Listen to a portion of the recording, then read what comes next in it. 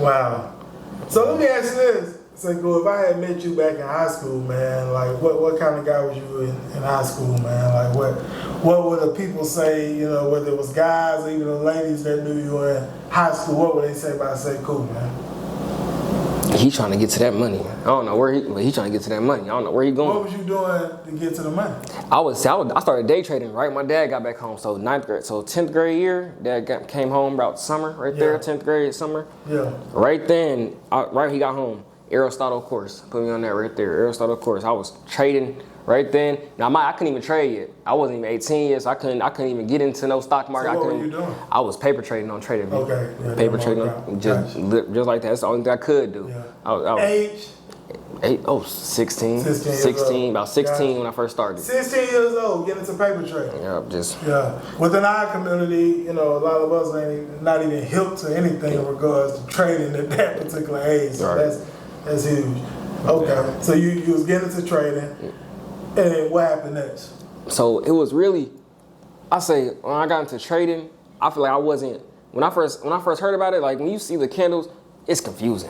Everything of it's confusing, you know what I mean? So it's like, that way for me. It's for everybody. Like when you first look at the candles, it's confusing. Yeah. So I feel like it was more so, I didn't understand how much, I remember me and my dad had a conversation.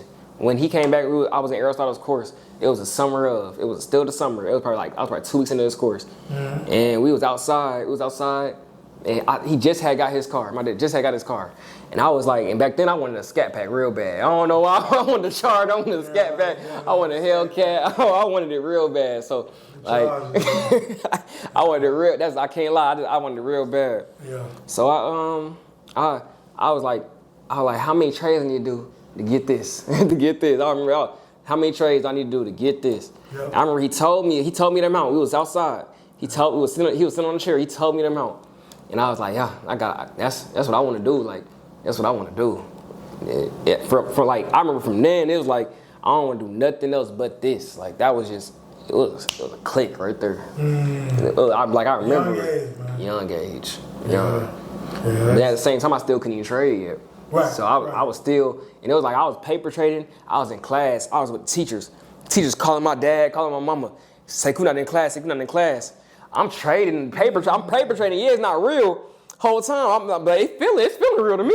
It's feeling real to me. I'm making 1,000 looking at you and me. You see what I'm saying? So eventually it become real. And it worked out. That remind me of myself, Saccou, man. When I was in college, I don't even talking about high school, college. In Georgia State, I was in club promotions.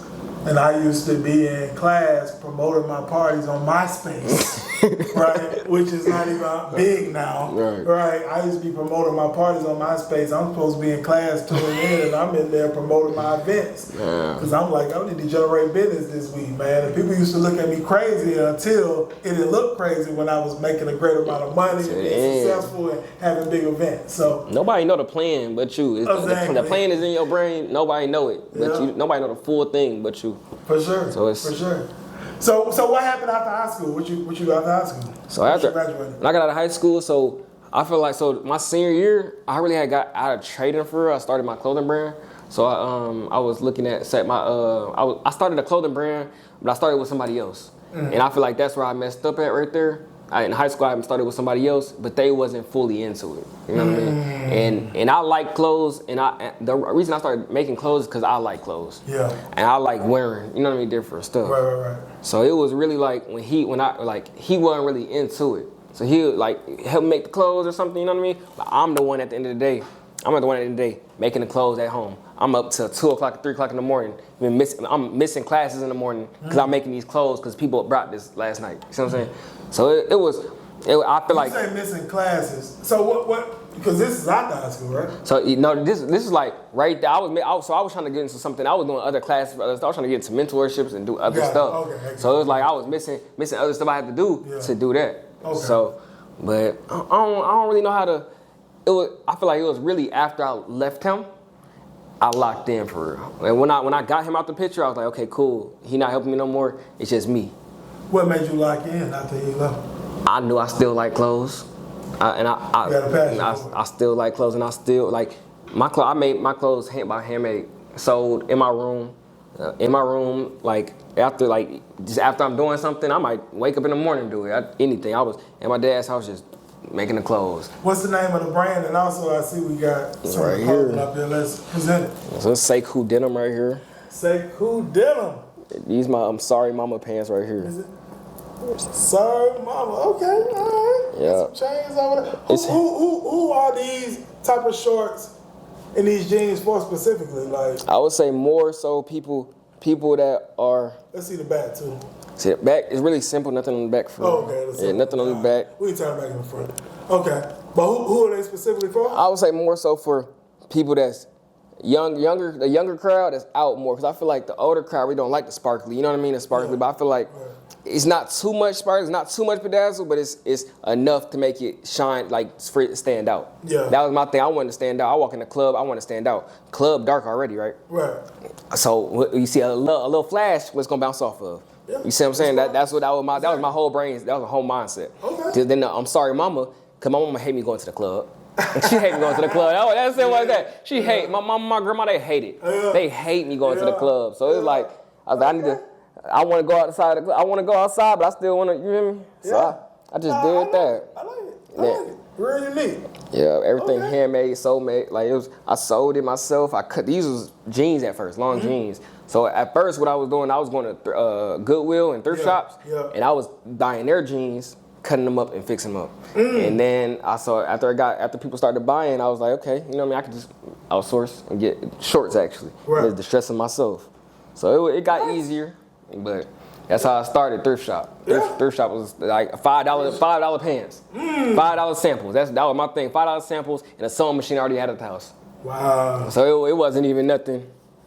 It wasn't even nothing too much. It was just I had the idea in my brain. I knew what I wanted to wear. Yeah. I knew what I wanted. That's all. I didn't even care about what I feel like when I was thinking about making my clothing brand, I wasn't thinking about what everybody else wanted to wear. I was more so thinking about what I liked. And I feel like other people would like what I like too. So it wasn't. I didn't think about what they would like. I was thinking about what I like. How's that been coming along for you? I'm great. Great. Cause I don't know something. I know something. I guess I don't know exactly what I know, but I know something, and it's working so far. Customers from it? Yes, sir. Okay. Yes, sir. How you go about marketing? Really just online. My Instagram and this Instagram. So I started a AI clothing brand. So basically, we make AI ads for clothing brands. Right. So just all AI, like it'd be pictures, a photo shoot, a 5-page photo shoot. It could be a 15-second video. We make it with the AI, so it looks really high, like really realistic. You know what I mean? It's a perfect ad. It's perfect. So I was just like, at first I didn't even want to do it for other people. At first I was just wanting me. So I needed pictures, but I was low on money. Yeah. I was low on money. I couldn't pay for no photo shoot right now. I couldn't pay for 5-6 samples right now. Yeah. I said, okay, AI website only $15. I can figure this out. Yeah. I sat there on TikTok all night. All night, 2 days, just looking, trying to figure out that app. Yeah. And I figured it out. Hello, this is G Bass, Rise of the 1%, Rise Media. We on this Saturday evening about to get ready to knock out some podcast episodes with some individuals here in the city of Atlanta making some big moves. You can see here, look, this is how it goes down. Here when our guests come and sit down with myself, G Bass, otherwise the 1% of Rise Media, to have that conversation, to share the story, share the journey, share what you got going on.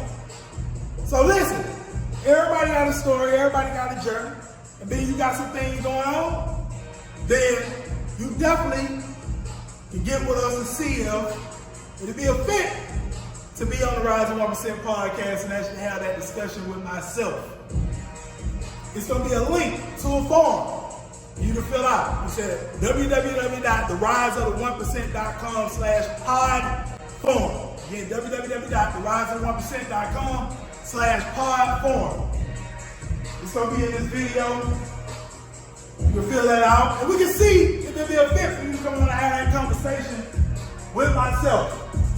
If you don't fill out the form, then obviously it's not for you, and that's fine. We're looking for those that's serious. Those that's serious about rising to the top 1% are already in the 1%. That's what we're looking to sit down with myself right here. As you can see, Rise Media, Rise of 1%. This is how we get down. We have a great time and have a lot of fun doing it. So once again, if you're serious, make sure you fill out the form. We'll look over the form, see if it's a fit. If it's a fit, we'll reach out. If not, we won't reach out. We'll just continue to move forward. But with that said, this is G Bass. See you soon. Have a great one on purpose.